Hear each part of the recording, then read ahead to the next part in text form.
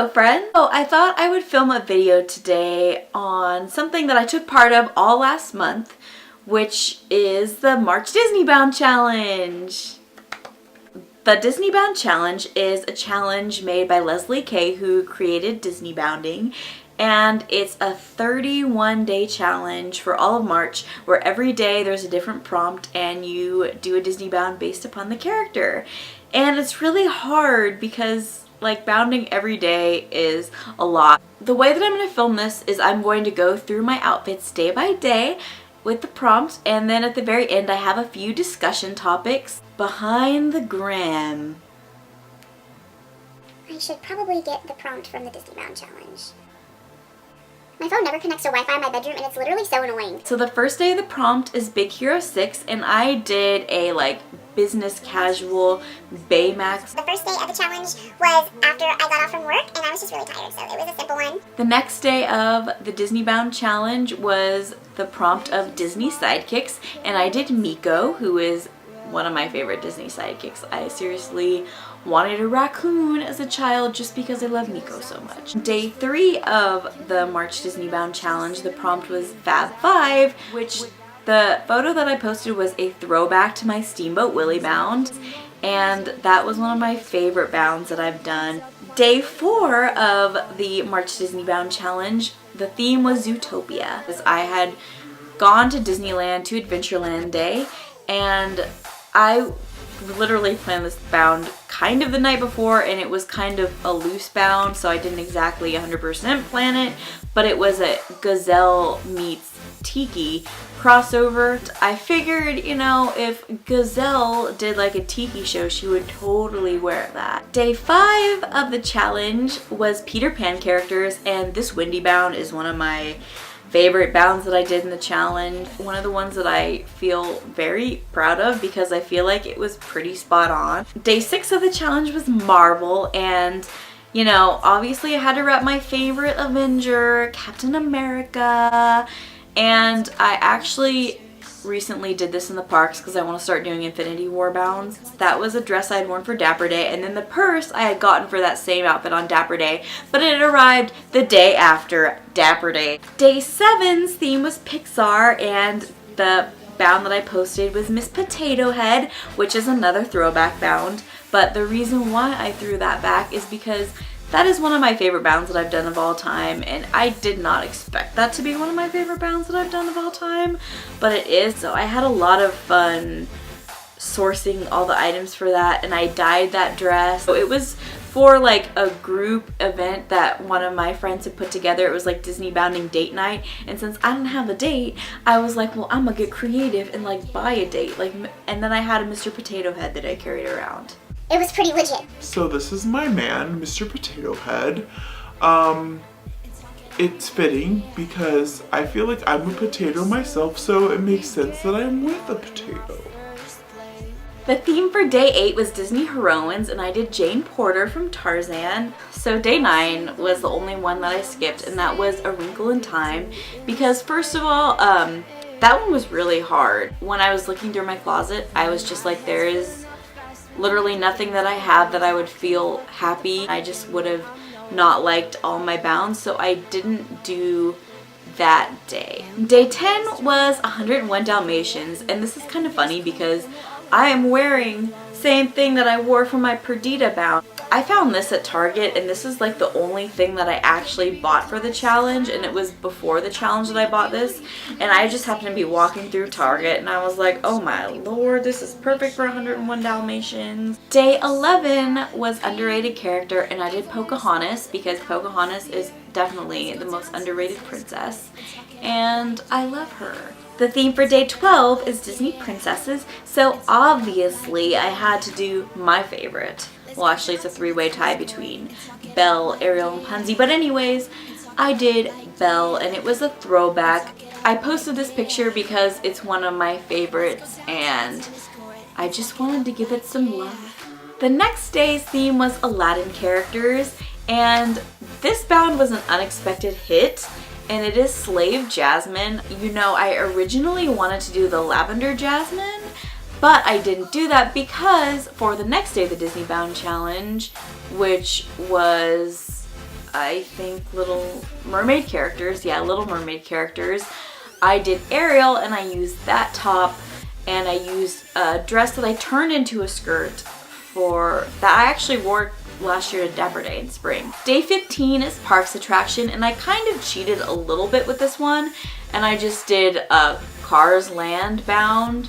I really love just the whole aesthetic and background and everything about Cars Land. Day 16 was Mulan characters, and I did Mulan. The one thing that I wish I had for that bound was like a lily flower or a comb, because I only had a daisy to put in my hair, but I still like the colors in that one because they are super bright and pretty. The next day, which is day 17, which was also St. Patrick's Day, was characters who wear green, and I obviously had to do my favorite Marvel villain, Loki. We all knew it was coming someday during the challenge, and I love Loki so much, so I had to pay tribute to him. Just had to do it.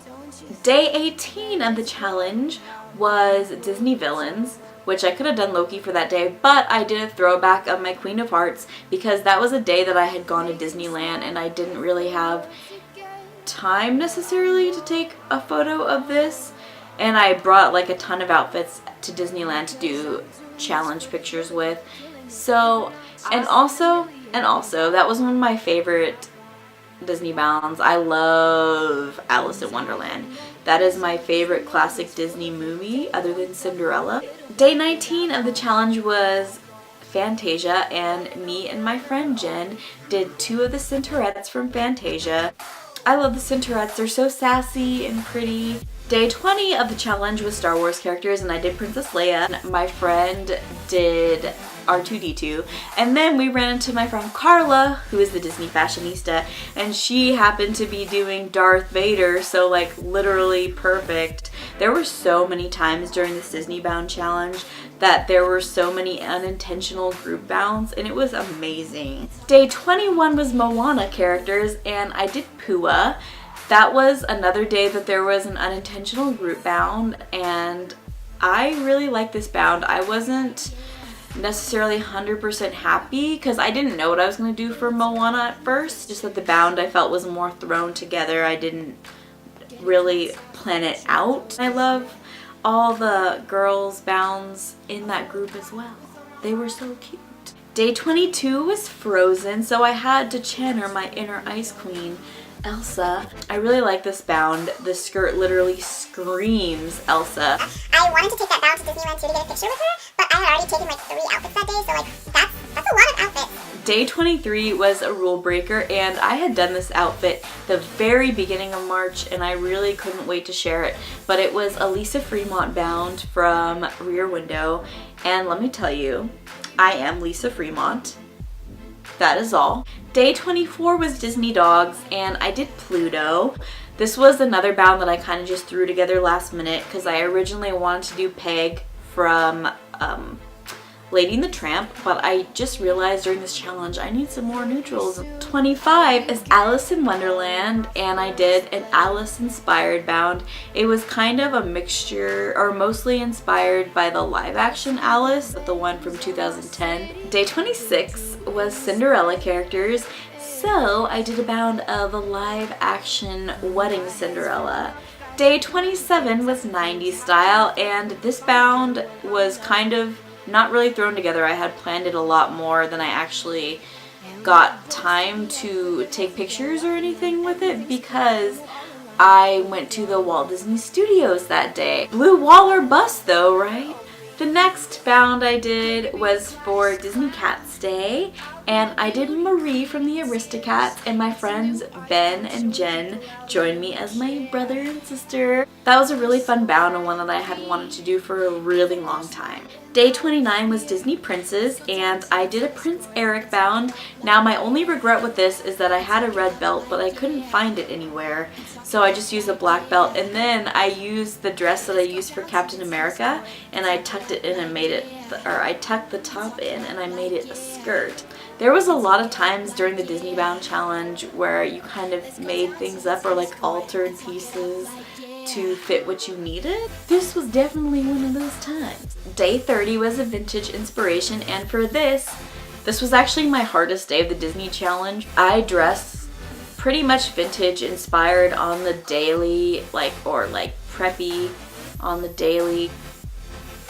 It was a little harder because the prompt was more open. So what I did is I took a character who was extremely modern and did like a vintage twist, which was Sharpay Evans. And I love Sharpay. My only regret for this bound is that it didn't have pink shoes.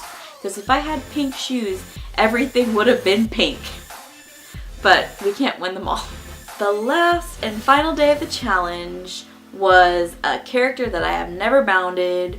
And so I did Esmeralda. So those were my bounds, and now on to the discussion topics.